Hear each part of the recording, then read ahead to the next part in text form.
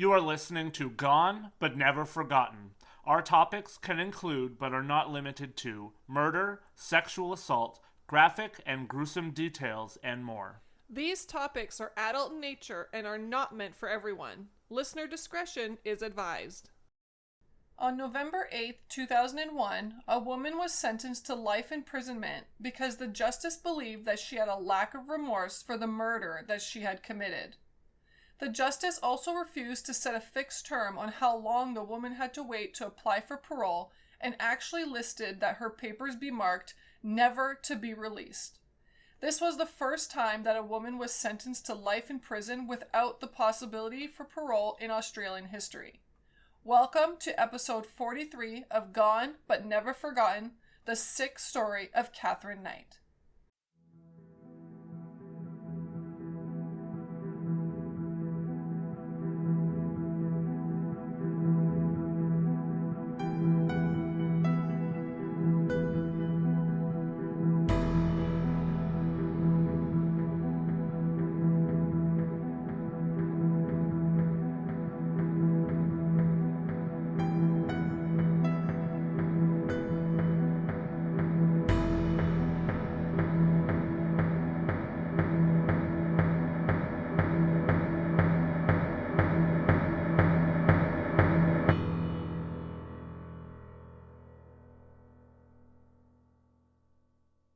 Hello, everyone, and welcome back to Gone But Never Forgotten.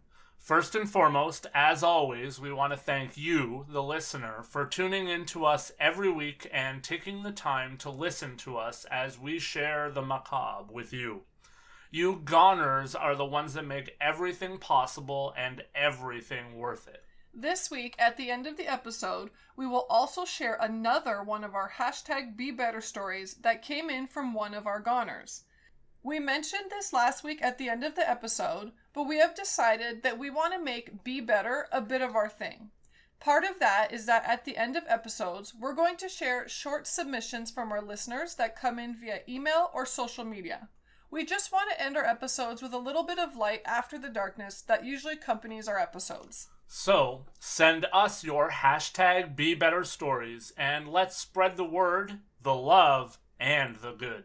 For now, we want to warn you a little bit with this episode. The story of murder and more that we're about to share with you includes subject matter that is certainly not for all listeners. The story includes murder and other dark topics. So please, be aware of what you're listening to and who is around. Things are about to get strange.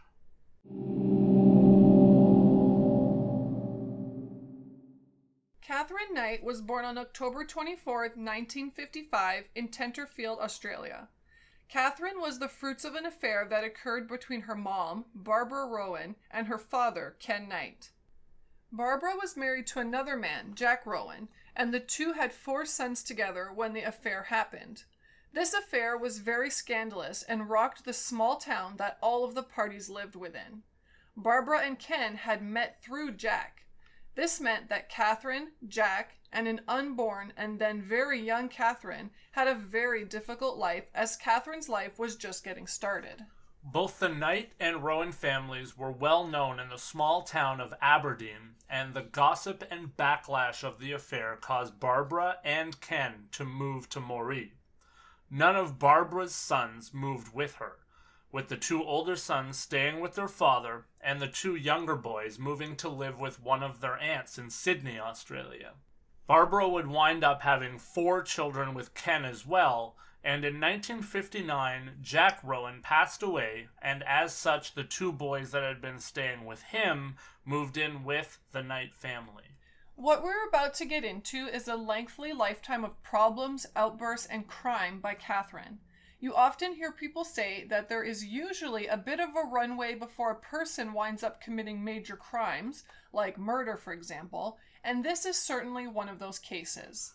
Yes, this case has a lot of warning signs and honestly a lot of attributes of the cycle of abuse.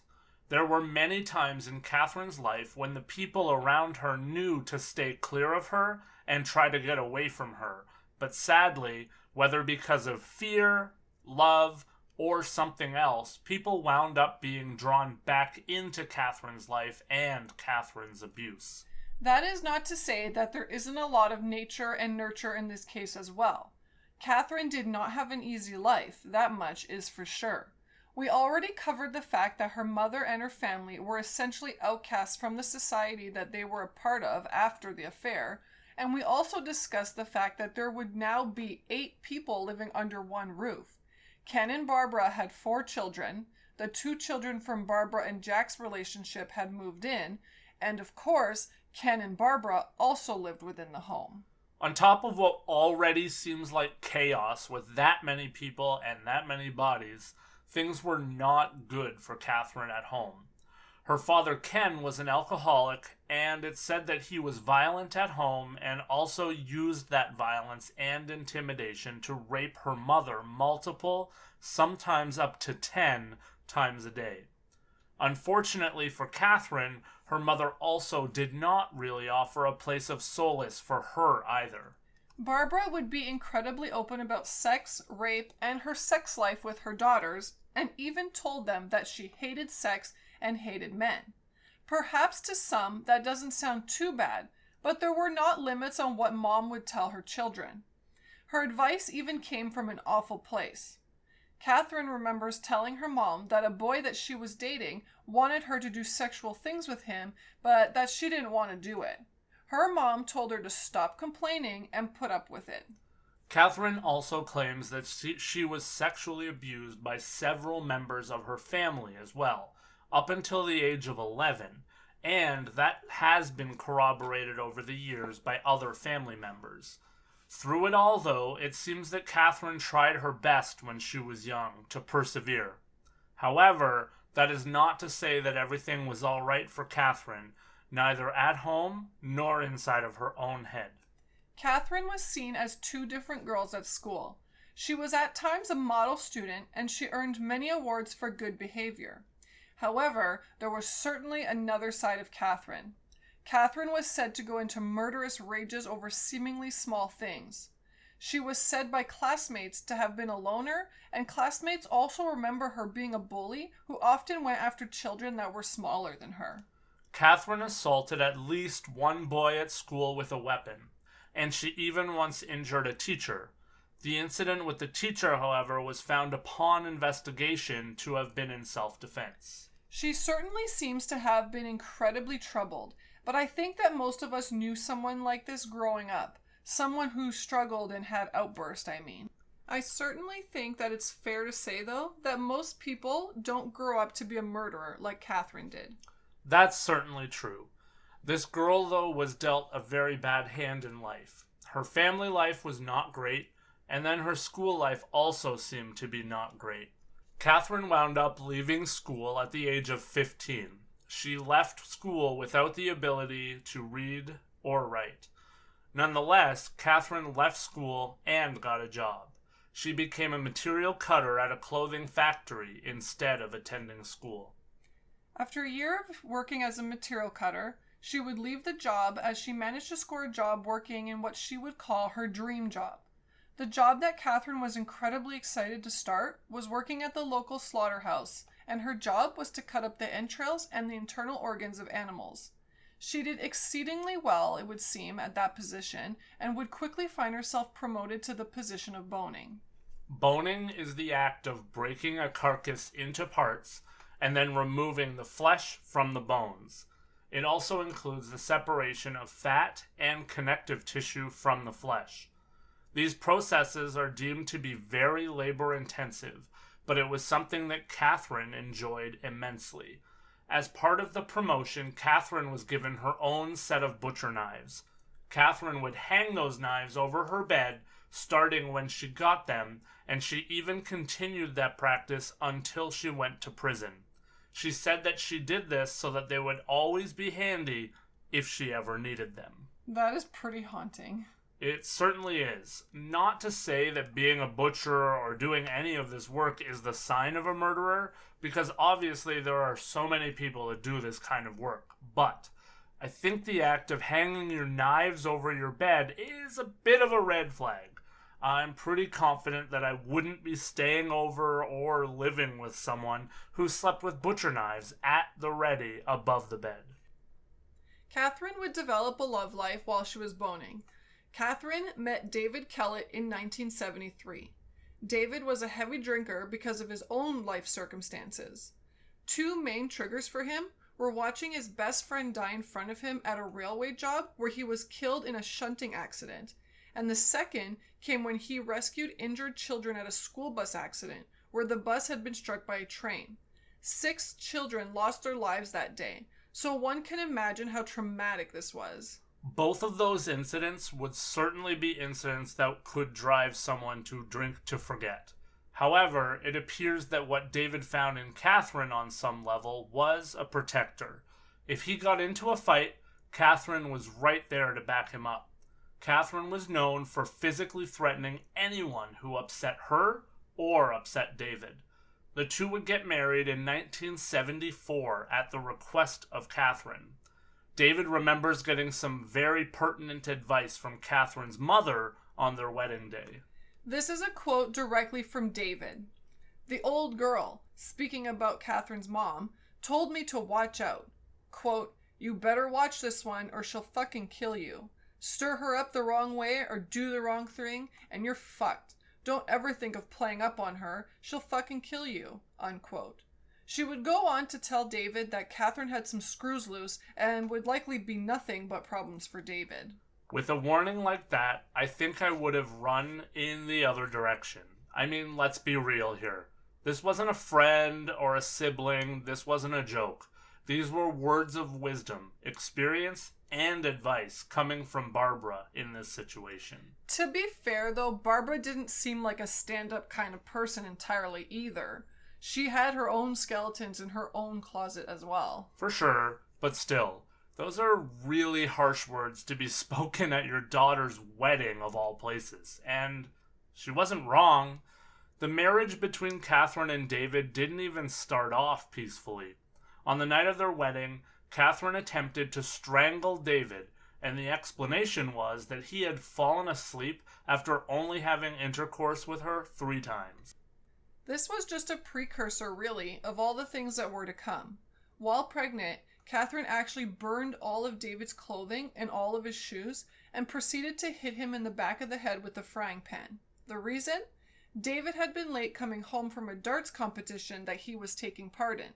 He was late because he had made it to the finals of the tournament. After being hit with the frying pan, David was justifiably scared for his life in that situation, and he ran. He ran to the neighbor's house and collapsed there. He would be treated for a severely fractured skull. One would assume that this is where the police first had their run-in with Katherine, and this is where she would run up against her first set of charges. But overall, that would be wrong. The police wanted, certainly, to charge Katherine, but Katherine quickly changed her behavior towards David. This is that cycle of abuse we're talking about. And she managed to get David to drop all of the charges against her. I want to pause for a moment here and kind of climb up on my soapbox in a very open and honest way. As someone that's been on the receiving end of varying degrees of abuse in my lifetime, I want to tell you that as a man or a woman, there is absolutely no shame in charging someone, leaving someone, and getting the hell out of Dodge. There were times in my past where I almost didn't leave soon enough, and it could have changed everything for me. If you are the victim of abuse on any level, get help and or leave. Staying mostly normalizes the abuse, and nobody deserves to deal with a life like that. The cycle of abuse is incredibly hard to break and incredibly hard to stop. You can see that in Katherine's stories on 2 levels. She grew up knowing abuse and lack of regard for others, and she carried that over seemingly. But you can also see as we continue that Katherine just continued to do worse and worse things to people. David did manage to escape Katherine in May of 1976, shortly after the birth of the couple's first child, Melissa Ann. David left Katherine for another woman and left for Queensland. He was unable to deal with the constant onslaught of abuse and knew that he needed to get the hell out, and he did. That was a smart move on his part for sure. Unfortunately, that didn't last. The day after David left, Katherine was seen pushing Melissa Ann down the street in her stroller violently, pushing the stroller from side to side. Someone thankfully saw this behavior, and Katherine would be admitted to St. Elmo's Hospital in Tamworth, and she would be diagnosed with postnatal depression and would spend many weeks in the hospital trying to get help and recover. When she was released from the hospital, however, Katherine was not doing better. She actually placed her 2-month-old daughter on a railway track while knowing that the train would be by very soon after. Katherine would then steal an axe and head into town and start threatening to kill people. Thankfully for Melissa Ann, a homeless person who was foraging nearby the rail line saw Melissa and rescued her only minutes before the train passed through. Katherine would again be arrested and taken to St. Elmo's, but apparently she was recovered by the next day as she signed herself out of the hospital. Alright, I'm not going to say that this is the first weird thing in this story so far, but this is certainly awful. So this woman was threatening to kill people with an axe that she stole while hoping a train killed her baby, and the next day she was good to go? There were very clearly some mental health problems going on here. That seems pretty awful to me that she was just back on the streets the very next day. I feel like I want to make a cat came back the very next day joke here, but I won't. I think you just did. Sorry. Certainly, though, this isn't a good look. I assume that there was nothing really that anyone could do to keep her in custody or care for her because, in theory, she had simply stolen an axe and been a bit of a menace. Was this a cure-all, though? I mean, if St. Elmo's has the ability to fix mental health issues overnight, where do I sign up? Unfortunately, as we know, because the murder case is coming eventually, this was not the end of Katherine's devolution into further crime. Only a few days after she left St. Elmo's, she slashed the face of a woman with one of those aforementioned butcher knives, and then demanded that the woman drive her to Queensland so that she could go and see David. I suppose that there was nobody that she could simply, ask to take her to Queensland. The reality is that Katherine very clearly needed help. There were people in her life that seriously liked Katherine. The problem was that when she got mad, and it didn't take much to make her mad, she could do horrendous things to anyone. She really needed help, and it just seems that no matter what she did, help was not becoming available for Katherine in the long run. It really is equal bits sad, terrifying, and horrible that this woman was living like this, and one would have to assume that she just had some serious mental problems. However, the worst parts of this story are still to come. Okay, back to this woman though. When the pair stopped on the way to Queensland at a service station, the woman managed to escape and call police. However, by the time the police arrived and located Katherine, she had taken a young boy as a hostage and she was threatening the boy with a knife. I have to admit that when I read this next part, I couldn't help but chuckle and even had to look up more sources. But the police managed to apprehend Katherine after they attacked her with brooms, and she was then taken and admitted to the Morisset Psychiatric Hospital. While in the hospital, Katherine told her attending nurses that she had planned to kill the mechanic at the rest stop because he had fixed David's car and made it possible for David to leave. She then planned to kill David and David's mother when she got to Queensland. Police had to tell David that Katherine was after him, and had said that she even planned to kill him. They also had to contact him regardless because he was still Katherine's husband. When the police contacted David and told him about everything that had been going on, he left his girlfriend and moved back to Aberdeen with his mother to help take care of and help Katherine. He did what? I know. This is absurd to anyone probably listening to this story, but the reality is that this isn't uncommon. We do live in a world where we look at situations like this, and there are two prevailing ways of looking at it. When you see someone that's clearly not doing well and clearly on a downward spiral like Katherine was, you can do one of two things. One, you can either run for the hills and get as far away from the situation as possible, or two, you can try to help. I won't say that either one of those is necessarily wrong, obviously, but clearly David still loved Katherine and felt the need to help her. It's heroic. It may not have been the smartest decision, but it is heroic. On August 9th, 1976, Katherine would be released from Morisset, and she would be released into the care of her mother-in-law. David and Katherine would move to Ipswich, and she would start working again, this time at the Dinmore Meatworks. On March 6, 1983, the pair had another daughter. Her name is Natasha Marie. In 1984, though, Katherine would be the one that would leave.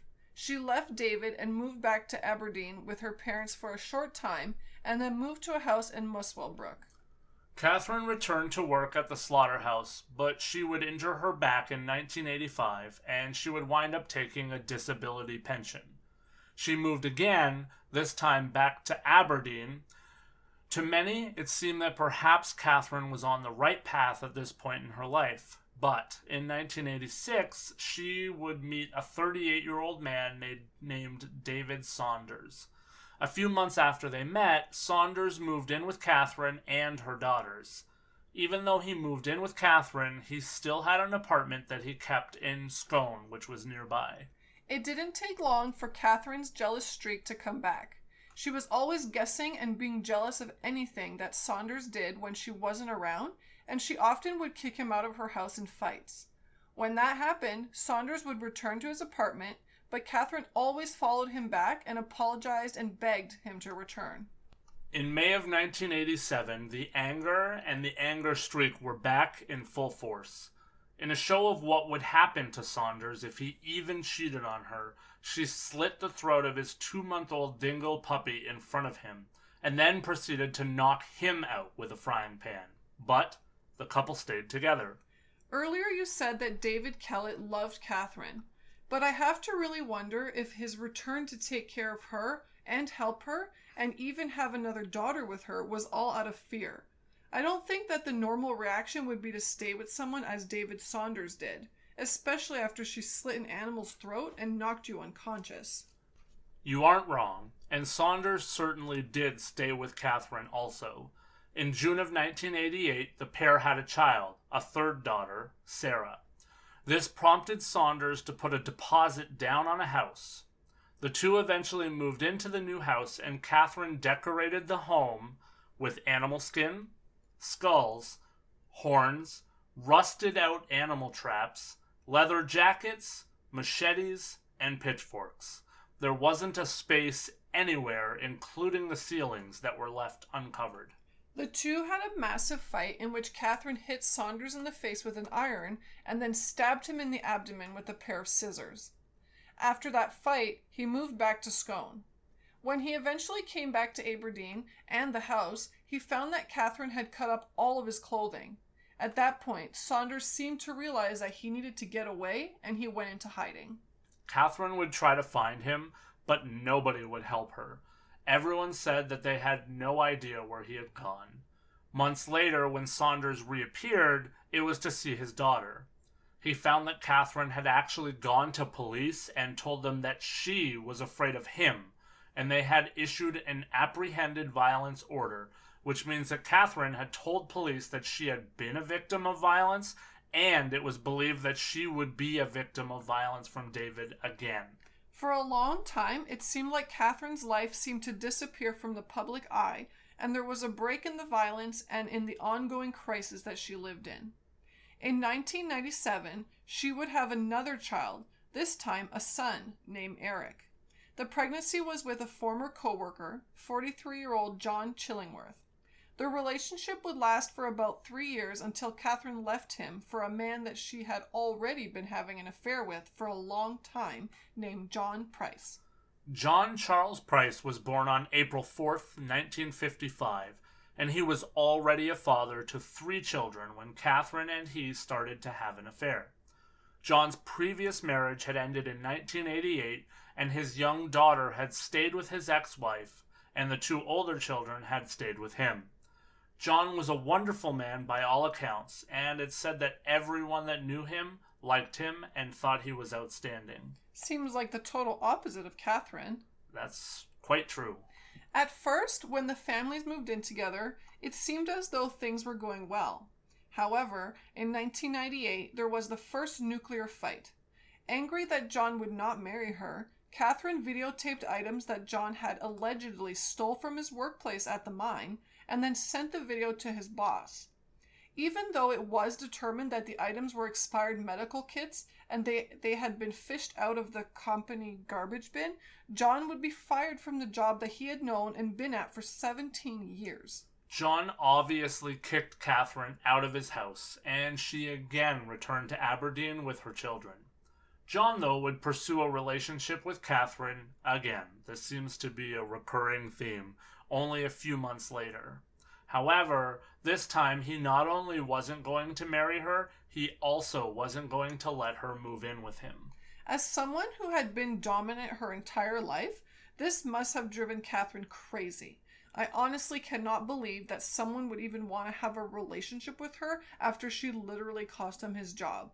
At this point, too, John was giving up his friends and even family, as most people chose to stop associating with John when he went back to Katherine. Sadly, a job and his social life was not all that John was going to lose to Katherine. In February of 2000, Katherine and John had an argument that culminated with her trying to stab John right in the chest. He managed to escape serious damage that day, and he took out a restraining order in an attempt to keep Katherine away from him and from his children. As the month went on, John told people that he was concerned for his safety because of Katherine.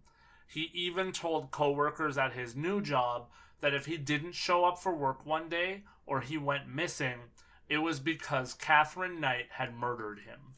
On February 29, 2000, John would come home and find that Katherine had sent the children away to a sleepover at a friend's house, even though she wasn't even home. John, though, continued following his usual routine. He checked in with neighbors and then did things around the house before climbing into bed around 11 p.m. Shortly after John had gone to bed, Katherine came into the house, made herself a dinner, watched TV, showered, and then went upstairs. Katherine then woke John up and the two had sex. After sex, John went back to sleep. At 6 a.m. the next morning, a neighbor came by the house because they were concerned because John's car was still in the driveway. There wasn't an answer at the house. John's boss also sent a worker to the house because John had not shown up for work. The neighbor and the coworker both tried to knock on windows and doors, but then decided to call police when they noticed what they thought might be blood on the front door. The police arrived around 8 a.m. and they broke down the back door of the house. Police found John's body there with Katherine nearby. Katherine had taken an overdose of medication. Before she had done that, she had done some incredibly terrible things. Katherine had stabbed John with a butcher's knife while he was sleeping. Then John had woken up and tried to turn on the light before he tried to get out of the house. Katherine chased him everywhere that he went. Police said that the physical evidence then showed that John had managed to get the front door opened, and then he had either stumbled back into the house or been dragged back into the house where he would succumb to his injuries after bleeding out. After the attack, Katherine had gone into town and gone to an ATM machine to take out $1,000. John's autopsy would later show that he had been stabbed at least 37 times in the front and back, and that many of the wounds were deep enough that they had also struck and cut vital organs. Katherine was not done there, though. I'll pause for a moment and say that what we're about to share makes the stabbings look tame. Listener discretion is advised. Hours after John had been left for dead, Katherine skinned him and hung the skin from a meat hook, and then decapitated him and cooked parts of his body. She served up plates of John with baked potato, pumpkin, beetroot, zucchini, cabbage, squash, and gravy, and proceeded to set 2 table places along with notes beside each plate. Each note had the name of one of John's children. she had prepared a meal for the children to eat their own father. When police arrived, John's head was in a pot surrounded by vegetables. Katherine also posed John's body with his left arm draped over an empty pop bottle and his legs were crossed. Katherine had also left a note with a photograph of John. Both were bloodstained and covered in flesh. The note was a lot of nonsense, as we stated earlier. Katherine could not read or write, but the note essentially said that she had done this because she claimed that John had raped her daughter. Police found those accusations to be untrue. After the case had been thoroughly investigated, Katherine offered to plead guilty to manslaughter, but that was rejected by the prosecutors. She was arraigned on March 2, 2001 on charges for murder. She pled not guilty. Her trial would commence on October 15, 2001 with jury selection. Of the 60 people who were brought in as potential jurors, when the judge offered jury prospects a chance to leave because of the nature of the photographic evidence in the trial, 5 would leave.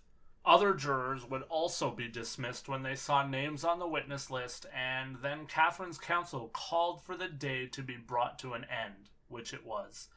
The next morning, Katherine changed her plea to guilty, and the jury was dismissed. It was determined that the judge was made aware of the plea change the day before, and had subsequently asked for her to get a psychiatric assessment to determine if Katherine was aware of what she was saying by putting in her plea of guilty. It was determined that Katherine was indeed sane, but that she was suffering from borderline personality disorder. No reason was ever given to the public regarding why Katherine's plea was changed, and it seemed that Katherine did not even really accept responsibility for the murder. At the sentencing hearing, her counsel even moved to try and have Katherine removed from the courtroom during the joint agreement of facts, which was not allowed by the justice. During the statement of facts, one expert was describing the skinning and decapitation of John, and Katherine became hysterical and had to be sedated. On November 8, 2001, Justice O'Keefe said that due to the nature of Katherine's crimes, he was sentencing her to life in prison. He said that life in prison without the chance of parole was the only sentence suitable for her crime. He ordered, too, that her papers be labeled "never to be released." And that was the first time that such a move had ever been imposed on a woman in Australian history. Finally, in June of 2006, Katherine appealed the life sentence without parole and said that the punishment did not fit the crime. Her appeal was overturned, and Justice McClellan said, quote, "This was an appalling crime, almost beyond contemplation in a civilized society," unquote. That is not a wrong statement. Thankfully, this is something that we don't hear about often, especially on this level. Katherine literally committed so many indignities to John and John's body, and that is not even to speak about what she did before committing murder. This story is certainly over the top, but as I often do, I think that there's a lot of blame to go around in this case. First and foremost, I have to point at Katherine, of course. One should not have to live a life like Katherine did. Her life was hard right from the beginning. Being raped and being mistreated by family certainly is not the way that anyone's life should start. However, as she devolved and as she started to lash out, she should have looked for some help somewhere. She was not unaware of the things that she did, but the cycle of abuse is very real, and she always felt that she could be better, and apparently so did others in her life. I'll use a word of Julie's here, wound. Katherine had many wounds in her life that likely stemmed all the way back to that very same childhood. She didn't like men, she didn't trust men, and she carried out a lot of hate, anger, and distrust for men because of things that men had done to her and things that her mom had said to her. You can really see a pattern in her behavior. She would find a man that could handle the problems that she had, and she would attempt to settle down, usually quickly. That alone is a fear of abandonment. Then she would do the things that she thought she had to do to keep that man in her life. She would threaten them, scare them, and even attack them. She would tell them what would happen if they cheated, and she would often cause physical harm. That is where John kind of broke the cycle a bit by not allowing Katherine to move in with him. I think that caused Katherine to realize that she was no longer in control of the situation and then justified her actions in her own mind because she knew that she either needed to get John in line or get rid of John. And I think that that's what caused that massive mental break. It doesn't matter that she had mental health issues. When you can do the things to another person that Katherine did, you certainly need to be locked up and have the key not just thrown away, but destroyed. Katherine Knight is a monster and should absolutely never again see the light of day. However, I also must say that I hope she's getting some kind of help as well. Untreated mental health can certainly cause awful things to happen, but we also need to remember too that when someone struggles from mental health issues, that person suffers immensely. So, that's what I think, and that's where I think I'll leave my closing thoughts on this case. What about you, Julie? Is there anything that you want to add? Oh my god, like, what to say? You know, like, this is just crazy. Like, this doesn't even sound real to me. You know, like, the fact that someone can... I mean, first of all, she abused him a lot and was very, like, violent with him. But the fact that she put his body parts with, like, food, like, I just can't even... My brain does not wrap around that. Like, you know, you would think if you were mad at someone, like, once they're dead, they're dead. But she took it a step further and had to do more of whatever, get rid of that anger after he was dead. Like, that wasn't enough for her just to kill him. She had to get that little bit of rage out afterwards as well. And that's very frightening to think about. Like, this case, like I've said before, like, it has so many cycle of abuse things to it. I mean, you look at her past and it's like, there were similarities. She hit men in the head with a frying pan. She cut up people's belongings and clothes. She would lash out in any way possible to get control of people. Mm-hmm. But then when they went to the police or the police wanted to lay charges, she would turn and go sweet as pie and apologize. And obviously there was enough of a good person in there that people believed her. Or, like you said earlier, they were just so fucking scared that, like, they were not going to leave or press charges because they were afraid that, you know, what happened here was maybe going to happen to them. Yeah, oh, for sure. And not even that, like, you know, she wanted to feed the kids, the dad. Yeah. You know, like, that's so screwed up. And in this whole situation, I can't believe how many kids this lady had. Like, she should not have to take responsibility for anybody's life. Like, she can't even take care of herself. You know, she needs to focus on herself, keep her in prison, get her the help she needs or whatever, but keep her away from all these innocent people. Oh, it's so terrible. Like, this one makes me sick. Like, my stomach is just... Ugh, you know? This one's definitely it's unreal, right? That's the thing, it's unreal. It doesn't sound like a real episode. Yeah, it's like you're watching a movie or a show or something. Yeah. So what do you say we transition out of here? Let's get out of this story and move on to something happier. As we mentioned, we did want to share our second #BeBetterStory story that we received. This time the story came to us through Instagram. The message we got was from Michael. Michael's message was as follows. I am from Guelph, Ontario, and this story is from a few years ago, but I wanted to share it because I feel like young people tend to get a bad rap nowadays, and I want to remind people that children have good hearts also. A lady named Nancy was taking her trash to the curb here, and she took a horrible fall. But luckily for her, there was a group of grade 7 students nearby, and they saved the day. They came to Nancy's aid, called 911, and even made sure to give Nancy a big hug before she was taken away in an ambulance. However, perhaps the best part of the story is that for a long time after, and this might even still be going on today, 2 of the students would come to Nancy's house each week to help her take out the garbage. Remember, our kids are our most precious resource, and even though oftentimes we look down on teens, they're just people too. I want to remind everyone that regardless of age, we can all #BeBetter. So thank you, Michael. I think that's an awesome story. Oh my gosh, I love that story. Yeah, thank you, Michael. And I really hope Nancy's doing well. That is such a great story of just, it's a simple act, and I'm not going to say it's a small act because I don't think it's a small act, but I think it's a simple act. And it really just shows that, like Michael said, it doesn't matter what age you are, you can make a difference. But also just something so simple as helping her still to this day, hopefully anyways, take out her garbage. I think that is such a nice story. Thank you, Michael. I love this. This is amazing. There you go. Julie is living and loving her #BeBetter thing. Yeah, I love this so much. So I hope you guys keep sharing your stories with us, because it just, it doesn't have to be some crazy story. It can just be a little story from either you or someone you know, but spread the positivity around, because even though there is a lot bad going on in the world, we can be the difference, we can be better. So I look forward to hearing everyone's story from around the world, around Canada. And yeah, I just can't wait for next week. Perfect. Well, we'll leave it there. As we're about to embark on this awesome vacation that hopefully we'll have cool stories for you guys next time about, we'll wrap up this case, wrap up this episode, and say thank you for listening to Gone But Never Forgotten.